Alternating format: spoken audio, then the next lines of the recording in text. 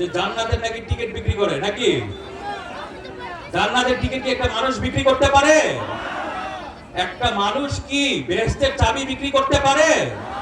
মুক্ত, নারী নির্যাতন মুক্ত, চাঁদাবাজ মুক্ত, ভূমি দখল মুক্ত একটি উন্নত শিক্ষিত এলাকা গড়ে তুলবো আমাদের ভবিষ্যৎ প্রধানমন্ত্রী জনাব তারেক রহমানের নেতৃত্বে ইনশাআল্লাহ। ঠিক আছে?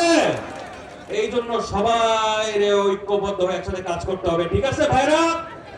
ঐক্যবদ্ধ থাকতে হবে। আমাদের নেতা জনাব তারেক রহমান উনি বলেছেন সুদৃঢ় ঐক্য রুখে দিতে পারে সকল ষড়যন্ত্র, তাই না? আপনারা জানেন একটা দল আছে নির্বাচন করবে, তারা মসজিদে মসজিদে গিয়ে বলে যে জান্নাতের নাকি টিকিট বিক্রি করে নাকি? জান্নাতের টিকিট কি একটা মানুষ বিক্রি করতে পারে?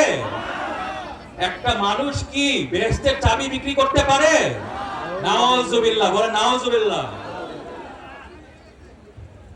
আল্লাহ ছাড়া, এই যে উপরে আল্লাহ ছাড়া কেউ দিতে পারে জান্নাতের চাবি?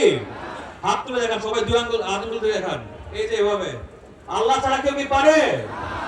আল্লাহ তাআলা ছাড়া কেউ পারে না। অতএব এরা ইসলামের নামে ধর্ম হচ্ছে অপব্যাখ্যা দিয়ে মানুষকে বিভ্রান্ত করছে। কেউ এদিকে যাবেন না। ঠিক আছে? আপনারা